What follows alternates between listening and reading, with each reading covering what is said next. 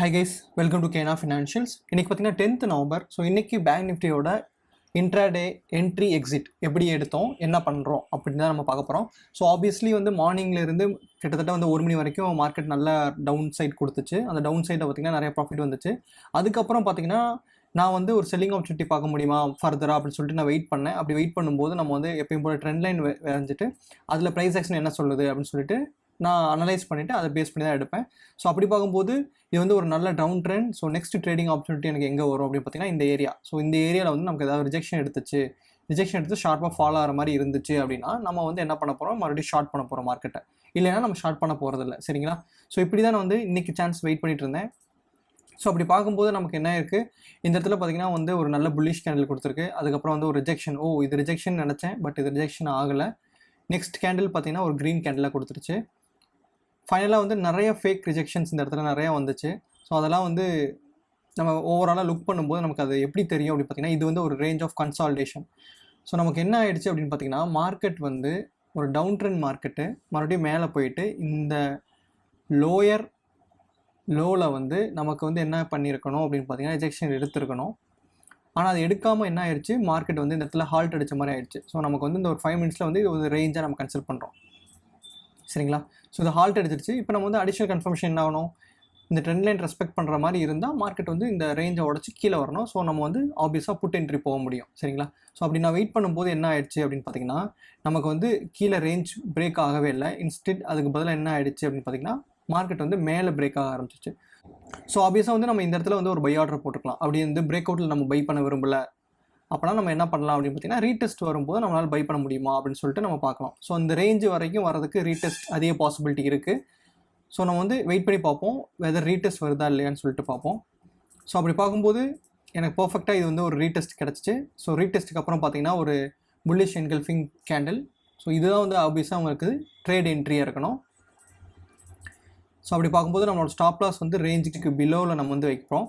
அதே மாதிரி நம்மளோட டார்கெட் அப்படின்னு பார்த்தீங்கன்னா ஆஸ் யூஷுவல் ஒன்று வந்து நீங்கள் நோட் பண்ண மறந்துருப்பீங்க. என்ன ஆயிடுச்சு அப்படின்னு நேற்று மார்க்கெட்டும் பார்த்தீங்கன்னா சேம் வே, அதாவது நமக்கு ட்ரெண்ட் லைன் பிரேக் கொடுத்து கன்சால்டேட் ஆகிட்டு அதுக்கப்புறம் மார்க்கெட் வந்து அன்னைக்கு டேயோட ஹையை ரீடெஸ்ட் பண்ணிச்சு. ஸோ அதே மாதிரி வந்து நான் என்ன எக்ஸ்பெக்ட் பண்ணியிருந்தேன் இன்றைக்கி அப்படின்னு பார்த்தீங்கன்னா இன்றைக்கி டேயோட ஹையை வந்து மார்க்கெட் ரீடெஸ்ட் பண்ண போகுது, அதுக்கு அதிகமான சான்ஸ் இருக்குது அப்படின்னு சொல்லிட்டு இந்த ஏரியாவை வந்து நான் மார்க் பண்ணிவிட்டு என்னோட டார்கெட்டை வந்து இந்த ஏரியா கிட்ட மூவ் பண்ணிட்டேன், சரிங்களா? ஸோ இதுதான் வந்து இன்றைக்கி ட்ரேடிங்கான லாஜிக். நேற்றும் அதே மாதிரி தான் மார்க்கெட் பிஹேவ் ஆச்சு, இன்றைக்கும் அதே மாதிரி தான் மார்க்கெட் பிஹேவ் ஆச்சு.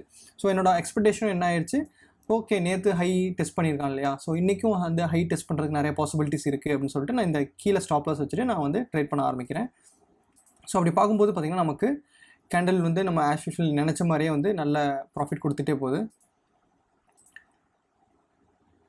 ஓகே, ஸோ இப்போ வந்து நமக்கு வந்து பார்த்திங்கன்னா 50%க்கு மேலே ட்ரேட் லாக் ஆகிடுச்சு. லைக் 50% கிட்ட நம்ம வந்து நமக்கு ப்ராஃபிட் வந்துருச்சு. ஸோ இப்போ நம்ம வந்து என்ன பண்ணுவோம், எய்தர் நம்ம வந்து ஸ்டாப் லாஸ் வந்து ட்ரையல் பண்ணுவோம், அப்படி இல்லை அப்படின்னா பிரேக் ஈவன் கொண்டு போவோம், சரிங்களா?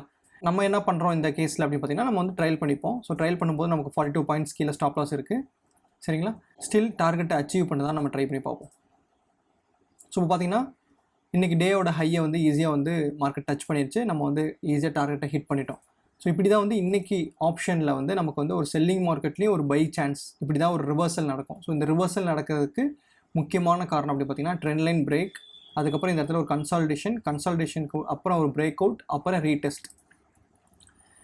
இன்னொரு அடிஷனல் கன்ஃபர்மேஷன் அப்படின்னு பார்த்தீங்கன்னா இது ஒரு பாட்டம்னு சொல்லலாம். அதே மாதிரி வந்து இதையும் ஒரு பாட்டம்னு சொல்லலாம். ஏன் அப்படி சொல்லலாம் அப்படின்னு பார்த்தீங்கன்னா மார்க்கெட் ட்ரெண்ட் லைனில் வந்து ரிஜெக்ட் ஆன உடனே கீழே ஃபால் ஆகாமல் அப்சர்வ் ஆனனால, அதாவது பையர்ஸ் அப்சர்வ் பண்ணிட்டாங்க. ஸோ அதனால் வந்து இது வந்து ஒரு பாட்டம் கன்சிடர் பண்ணலாம். ப்ளஸ் இங்கேருந்து இங்கே ஒரு டைம் கேப் இருக்குது பார்த்தீங்களா, இந்த டைம் கேப்பில் வந்து பார்த்திங்கன்னா 2 பாட்டம் ஃபார்ம் ஆயிருக்கு, டபுள் பாட்டம். ஸோ நமக்கு வந்து ஈஸியாக வந்து மார்க்கெட் திரும்ப போகுதுன்னு தெரிஞ்சிருச்சு. ஸோ நம்மளோட ஆப்வியஸ் லெவல் ஆஃப் டார்கெட் வந்து பார்த்திங்கன்னா ஃபஸ்ட் லெவல் வந்து இது, அண்ட் செகண்ட் லெவல் வந்து இன்றைக்கி டேயோட ஹை. ஸோ நம்ம வந்து இன்றைக்கி டார்கெட் வந்து டேயோட ஹையில் வச்சோம், நமக்கு டார்கெட் ஹிட் ஆயிடுச்சு. ஸோ இதுதான் வந்து இன்றைக்கி இன்ட்ராடேக்கான ப்ரைஸ் ஆக்ஷன் செட்டப் கைஸ். இதுதான் இப்படி தான் வந்து ட்ரேட் என்ட்ரி அண்ட் எக்ஸிட் நம்ம பண்ணுவோம். வீடியோ பிடிச்சிருந்தா லைக் பண்ணுங்கள், ஷேர் பண்ணுங்கள், சப்ஸ்கிரைப் பண்ணுங்கள் ஃப்ரெண்ட்ஸ். தேங்க்ஸ் ஃபார் வாட்சிங் Kana financials. Take care, bye guys.